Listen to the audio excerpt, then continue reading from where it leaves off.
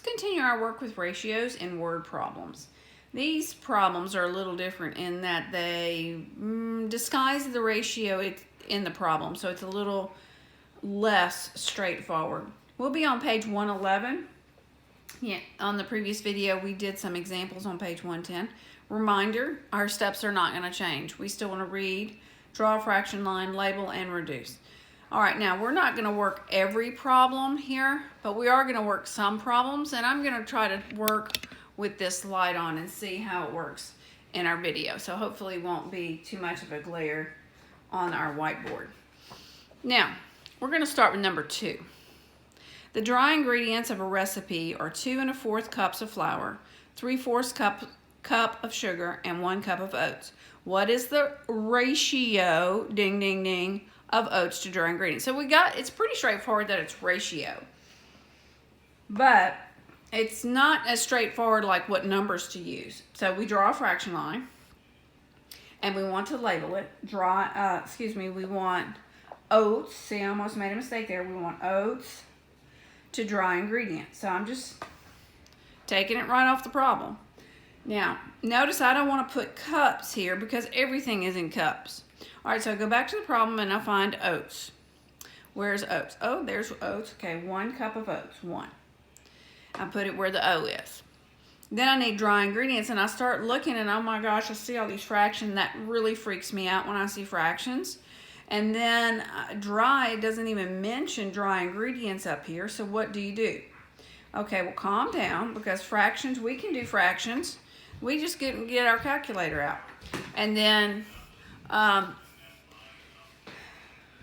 we see that we've got flour, that's dry, isn't it? Sugar, that's dry. And oats are dry. So how would we get the dry ingredients? We would have to add those up. So get your calculator out and let's try to do that together, just as a reminder.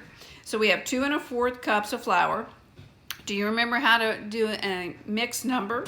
So we'll put the 2, then we'll do second ND. Now notice you get your 3 boxes for your mixed number, and we've got 1/4. Moving your cursor with this button over here. Now notice your cursor's still on the bottom, so you gotta scoot it over to get ready for the plus sign. If you don't, your plus sign will be under there by the 4. And then we have 3/4. So now we don't need a mixed number, so I'm just gonna put the 3. I'm not gonna hit the second button at all. And I've got the 4. Still under the denominator, so scoochie it over. And then we have 1 cup of oats. So we say plus 1. And then we hit enter. And there's our answer, 4. So how much dry ingredients do we have? We have 4, and we just put it on the bottom. And then we can take that to the calculator and reduce it, but of course it just reduces to 1/4. So it's 1/4 oats to dry ingredients. Now let's look at this next one. This is kind of a weird problem. To make color RW689, whatever, roll, and notice they're going to use names and things like that that are not familiar to you, so don't worry about it. Just go on. Somebody must mix 3 parts of red paint with 11 parts of white paint. What is the ratio of white paint to color RW689? That's confusing because we got numbers and then the name of the paint is a number, and it's like, where do you even start with that? Okay, so we read it. We know it's a ratio. See, what is the ratio? Ding, ding. Put your ratio of white paint to this other paint, RW, which must stand for red, white. I'm just going to call it RW. All right. So what's the ratio? So we go back here and we find white paint is what? 11. So it goes on top. And to make the paint, you don't just put, like, what makes the whole paint? You've got to mix what 2 colors? You got to have white and red. So this RW is like kind of like a total, if you will. It's not just white or red. It would be the white and the red together. So 11 and 3 added together gives you 14. And then you can take it to the calculator and check. And this is a good one for us to check. Put it over your put it in as a fraction, hit your enter button, and you get the same number that you put in.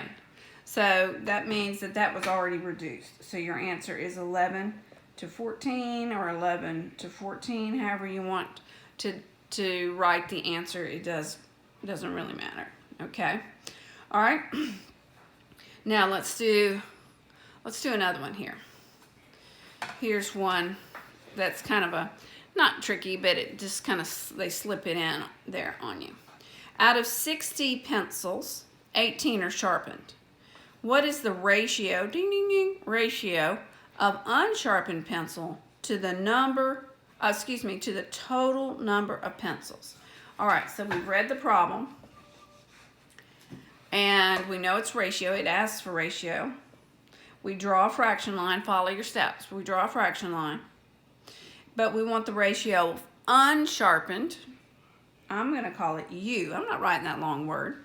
Unsharpened pencils to the total number of pencils. Now be careful that you don't just call these pencils, because you can't have pencils to pencils. That labeling is not going to help you at all. So because it says total number of pencils, I'm just going to write TOT, but if you want to write the whole word, go for it, okay? So unsharpened pencil, well, how many are unsharpened? I go look, well, there's 60 pencils and 18 are sharpened.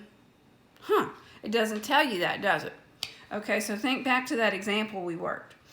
If you know that you have 60 pencils, that's all the pencils, that's the total. And you know that out of that, some are sharpened and some are not sharpened. Like the sharpened and the unsharpened give you 60 pencils, right? So now how are you going to find just the unsharpened if you know the sharpened? Because they tell us that we have 18 sharpened. What are we going to do? We're going to take 60 and 18 and do what with them? Hopefully you said subtract, and it's 60 minus 18. Notice 60 is the big amount, and you take the small amount out of the big amount to see how much is left over. So you can just do that on the calculator. Don't freak out. 60 minus 18, very quick. You got 42 pencils. That's how many are unsharpened.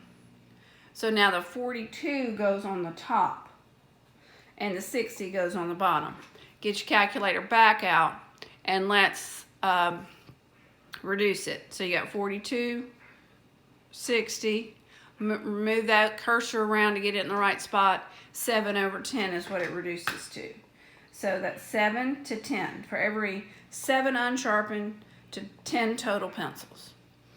Okay? Now let's try one more. See if we have time to try one more. I think we do. And let's skip on down to number 11. This is a really weird problem. It's kind of like that example problem we did. And actually, if you're working with me, 11 and 14 are extremely similar, and 12 and 13 are very similar. So let's do 11, and then you go see if you can do 14. So Chanel has 3 quarters and 12 dimes. How many quarters should be added so that the ratio, there's your word there, ratio, of quarters to dimes is 1 to 2?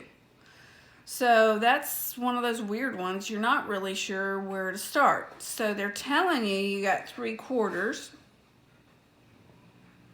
and you got 12 dimes. I'm just going to write it separate right here. I'm just getting my information out. How many quarters should be added so that the ratio of quarters to dimes, so I need ratio, draw my fraction line, quarters to dimes, it's got to be that way, has to be equal to 1 over 2. So I need it to be 1 over 2. So right now I have 3 quarters and I have 12 dimes. True? Yes? And I know to put it in this order because of the way they asked it. Now I'm going to get my calculator and just check. What does 3 over 12 reduce to? I'm just playing around, right? So that reduces to 1/4. But I need 1/2. And it says here, what are we adding? How many quarters? So we're adding quarters. So we're not fooling with the dimes. So we're going to start adding, okay? So if you added 1 to 3, you would have 4 quarters, true? So just put it in there, 4 over 12. Nope, is that 1/2? No. Okay, 5 over 12. I'm just playing with the numbers. Does that work? Nope. Okay, 6 over 12. Oh, yep. Okay, so I need 6/4, but I already had 3. It's asking you to add them. Like, how many are you adding to that to get 6? What plus that equals 6? Well, 3. So we want to add 3/4. That's the answer. So it is a ratio problem, but you see how it's disguised. It's not quite as straightforward. All right, good luck on the rest of those.